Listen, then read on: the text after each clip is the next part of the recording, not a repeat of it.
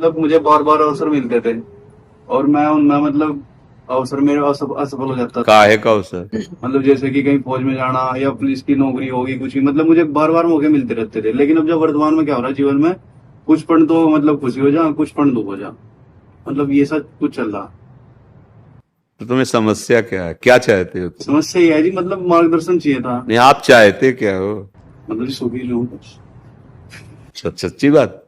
तो गलत आचरण मत करो। जो भी तुम्हें कर्तव्य कर्म मिले उसे भगवान की सेवा मान करके करो। तुम्हारे घर में कोई कर्तव्य कर्म है?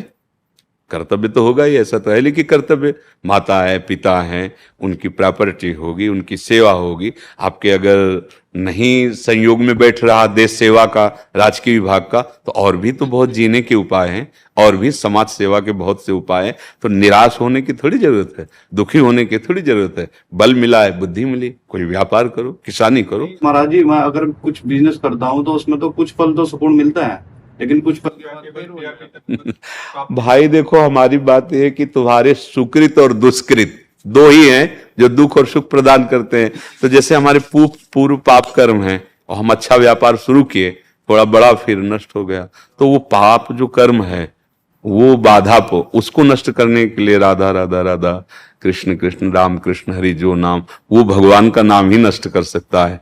देखो, बड़े बड़े भजनानंदी संतों को भी तो कष्ट मिलते हैं, ऐसा तो नहीं कि ना मिले। तो दुख सुख को सहन करना सीखो और सच्चे मार्ग में चलो। जो हम चाहते हैं वही हो जाए ऐसा तो असंभव है।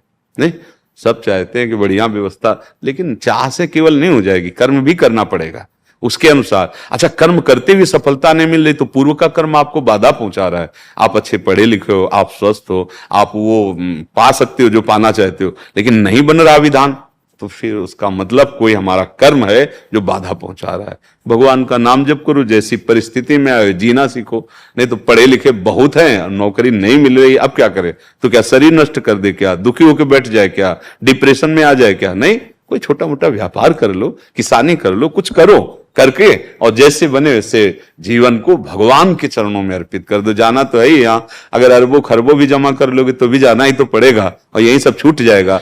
तो समय व्यर्थ मत करो। राधा राधा राधा, जो कर्तव्य मिले। देखो, छोटे छोटे कार्यों से अगर करते हैं, कर्तव्य की जो हमारी उत्साह वृत्ति है वो हमें कभी ना कभी सुखी तो कर ही देगी।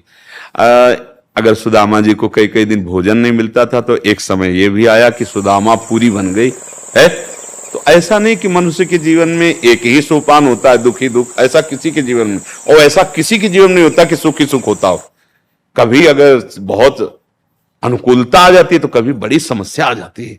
तो हमें समस्याओं में टूटना नहीं, अनुकूलता में फूलना नहीं है, यही अध्यात्म सिखाता है। और ऐसा नहीं है कि दुख सुख ना आते हों, आते तो सबको हैं, पर सह जाओ और अच्छे कार्य करो तो आप आगे बढ़ते चले जाओगे, सुख ज्यादा मिलने लगेगा और दुख से लड़ने की क्षमता आ जाएगी, निकल जाओगे। नहीं तो दुख ऐसे ऐसे आते हैं कि बस यही लगता है अब दूसरा उपाय नहीं, शरीर को शांत करें।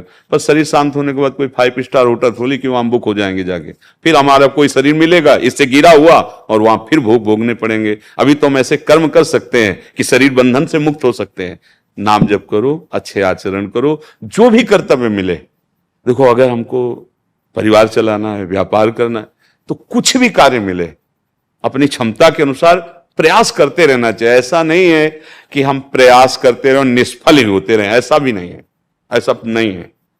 एक बार, 2 बार, 3 बार, लेकिन चौथी बार तो हमारी सफलता होगी। हमें निराश नहीं हो। हमने तो यहां तक कहा कि 1000 बार अगर साधक गिर जाए तो भी वो परमार्थ ना छोड़े। हम 1000 बार परास्त हो गए, लेकिन कोई तो ऐसा अवसर आएगा जब हम इस दुश्मन को मारेंगे, क्योंकि हम अविनाशी के बच्चे हैं। हम हार नहीं मानेंगे, हम हार नहीं मानेंगे, हम प्राप्त करके रहेंगे भगवान को, तब मार्ग में सफलता मिलती है। हारो मत, आगे बढ़ो, नाम जप करते रहो, अच्छे